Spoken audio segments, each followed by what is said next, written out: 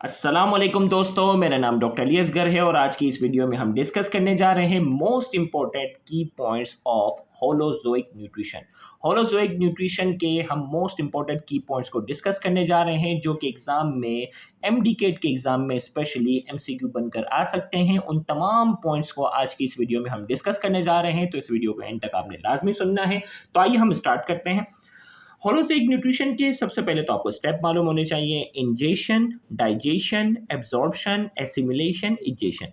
Ingestion में holozoic nutrition में कोई भी फूड पार्टिकल को बॉडी के अंदर इंटर किया जाता है। डाइजेशन में उसे कॉम्प्लेक्स फूड पार्टिकल को सिंपल फूड पार्टिकल में कन्वर्ट किया जाता है। फिर उसे एब्जॉर्ब किया जाता है, फिर उसे यूटिलाइज किया जाता है एनर्जी प्रोसेस में, और फाइनली जो अनडाइजेस्टेड फूड पार्टिकल रह जाता है उसे बॉडी से रिमूव किया जाता है, जिसे इजेशन कहते हैं या डीफिकेशन भी कहते हैं। अब ये जो डाइजेशन है जिसमें कॉम्प्लेक्स फूड पार्टिकल्स को सिंपल फूड पार्टिकल में कन्वर्ट किया जाता है, उसकी टाइप्स हैं इंट्रासेल्युलर, एक्स्ट्रा सेल्युलर। इंट्रासेल्युलर का मतलब सेल के अंदर, एक्स्ट्रा सेल्युलर का मतलब सेल के बाहर। केमिकल और मैकेनिकल। मैकेनिकल का मतलब है कि फिजिकली उस फूड पार्टिकल को तोड़ तोड़ कर जो है वो सिंपल पार्टिकल में कन्वर्ट किया जाए, जैसे हम च्यू करते हैं, हम चबाते हैं ना, वैसे इस मैकेनिकल डाइजेशन की एग्जांपल है। और केमिकल डाइजेशन में क्या है, मुख्तलिफ एंजाइम्स जो है वो केमिकली उस फूड पार्टिकल को सिंपल फूड पार्टिकल में कन्वर्ट करते हैं। तो ये जो है वो डाइजेशन की किस्म टाइप्स हैं। अब जो वो डाइजेस्टिव सिस्टम की अगर मैं बात करता हूँ तो डाइजेस्टिव सिस्टम को हम दो हिस्सों में डिवाइड कर देते हैं basic evolutionary point of view से, tube like and sac like.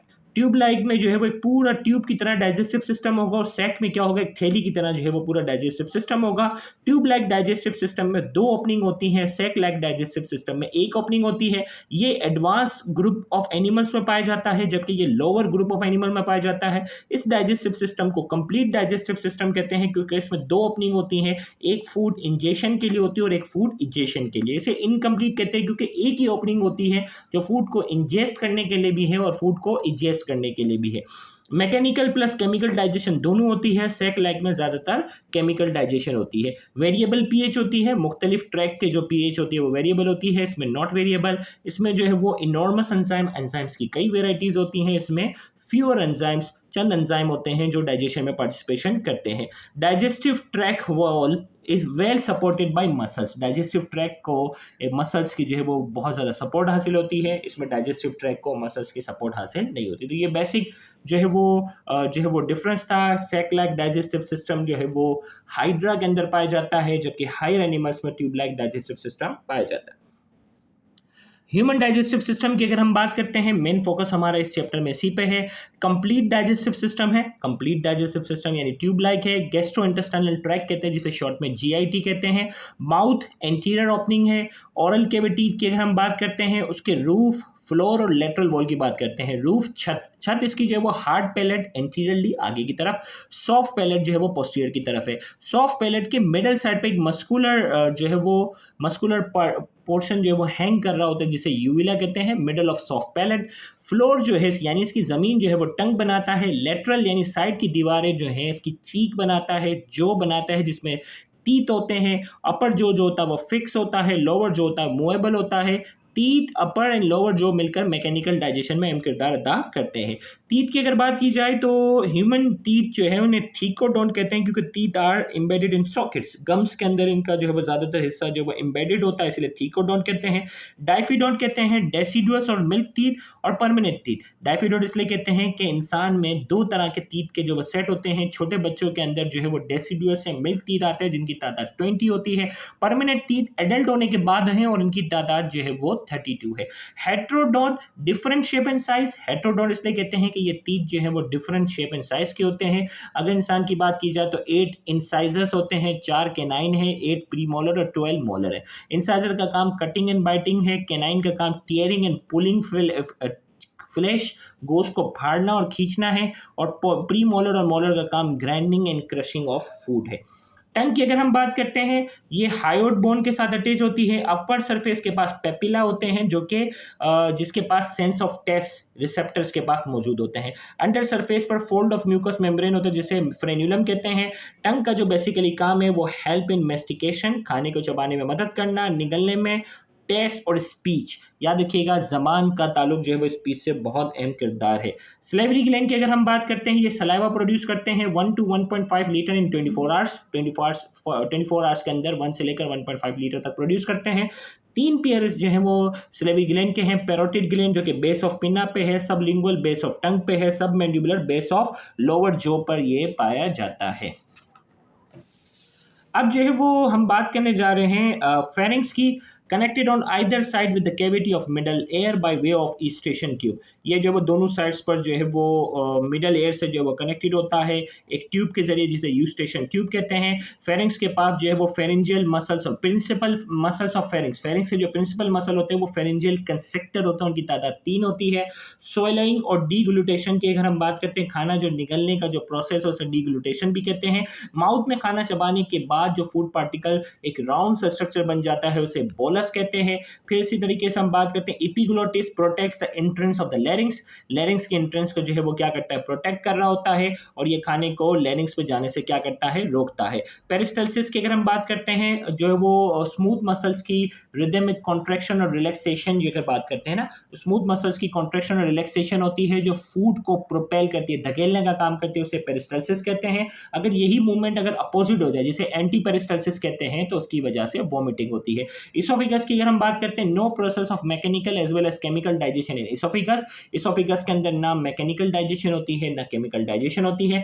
Stomach जो है वो जे शेप है, main organ of the digestive system है, इसमें मैकेनिकल और केमिकल डाइजेशन दोनों होती है। ये खाना स्टोर कर सकता है सेवरल आवर्स तक, और खाना जो है वो स्टमक में डाइजेस्ट होने के बाद एक पेस्ट लाइक सब्सटेंस बन जाता है। अब की बार उसे कहते हैं काइम।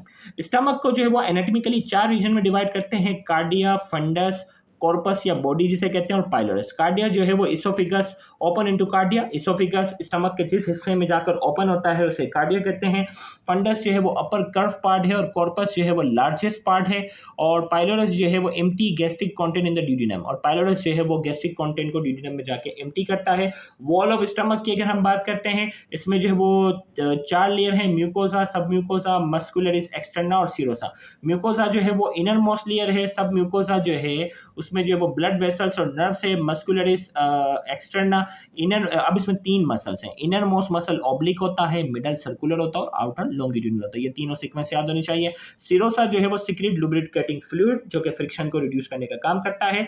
रोगाई की एक टर्म यूज होती है in the empty contracted stomach. Stomach जब एम्प्टी होता है, कॉन्ट्रैक्टेड होता है, the mucosa is throne into longitudinal fold. Mucosa जो है वो लॉन्गिट्यूडिनल फोल्ड्स में जाकर पाया जाता है। खाली स्टमक में उसे रोगाई कहते हैं। On the basis of types of gland, types of gland के एतबार से इसको जो है वो हम 3 रीजन में जाकर डिवाइड करते हैं। फर्स्ट रीजन जिसे कार्डिया कहते हैं, उसमें कार्डियक ग्लैंड्स होती है, सिर्फ म्यूकोसा सिक्रीट करते हैं। सेकंड रीजन जो है इसमें फंडस और कॉर्पस आ जाता है, और इसमें है जो वो गैस्ट्रिक ग्लैंड प्रॉपर मौजूद होते हैं या फंडिक ग्लैंड होते हैं, इसके साथ साथ जो गैस्ट्रिक जूस सिक्रीट करेंगे। दूसरा जो है वो पैराइटल सेल और ऑक्सीनेटिक सेल है, ये क्या करते हैं, HCl हाइड्रोक्लोरिक एसिड जो है वो सिक्रीट करेंगे, और इंट्रिंसिक फैक्टर जो है वो रिलीज करते हैं। ये एमसीक्यू का बड़ा फेवरेट सवाल है कि हाइड्रोक्लोरिक एसिड कौन सा सेल, तो पैराइटल या ऑक्सीनेटिक सेल। इंट्रिंसिक फैक्टर कौन सिक्रीट करता है, पैराइटल या ऑक्सीनेटिक सेल। इंट्रिंसिक फैक्टर का काम क्या है, maturation of the red blood cell, red blood cell की मैच्योरेशन में अहम किरदार अदा करता है।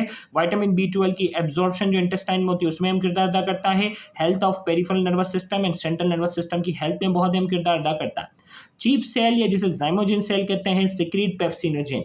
ये जो है वो पेप्सिनोजेन सिक्रीट करते हैं, जो कि बाद में जाके पेप्सिन में कन्वर्ट होता है हाइड्रोक्लोरिक एसिड की मदद से, और इसका काम होता है digestion of protein. Hydrochloric acid का काम क्या होता है, एक तो पेप्सिनोजेन को पेप्सिन में कन्वर्ट करना, दूसरा HCl जो है वो soften the food, kills the germs. ये क्या करता है, खाने को नरम करता है, जरासीम को मारता है। pH towards the lumen of the stomach, stomach के ल्यूमेन्स में pH जो होता है 1.5 से लेकर 2.5 होता है। pH towards the mucosa, mucosa के टुवर्ड्स से वो pH 7 होता है बाइकार्बोनेट आयंस की वजह से।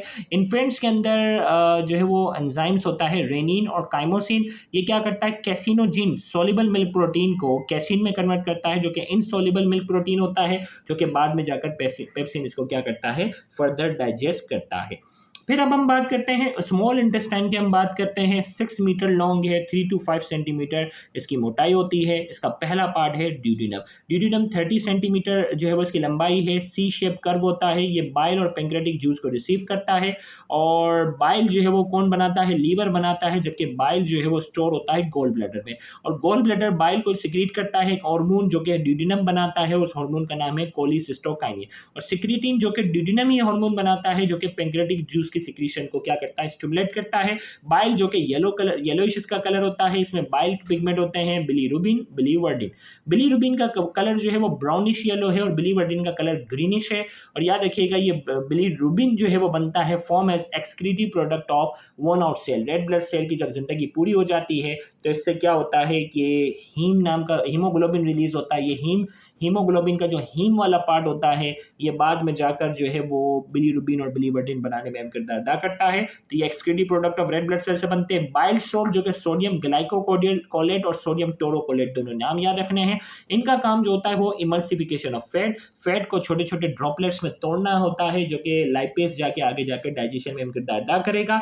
नो एंजाइम इन बाइल, बाइल के अंदर कोई एंजाइम नहीं होता। पेंक्रेटिक जूस की अगर हम बात करते हैं, पेंक्रेटिक जूस जो होता है वो ट्रिप्सिनोजेन नाम का एंजाइम रिलीज करता है, जो कि ट्रिप्सिन में कन्वर्ट होता है और इसको एक्टिव करने वाले एंजाइम का नाम है एंट्रोकाइनेस। एंट्रोकाइनेस ट्रिप्सिनोजेन को ट्रिप्सिन में जाकर क्या करता है, कन्वर्ट करता है, जो कि बाद में जाकर प्रोटीन को डाइजेस्ट करेगा। लाइपेज जो है वो क्या करता है, emulsified fat into fatty acid and glycerol.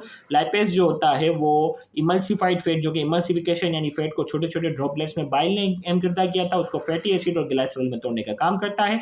Digestion of fat complete in duodenum. Fat की जो डाइजेशन होती है वो ड्यूडिनम में जाकर कंप्लीट हो जाती है।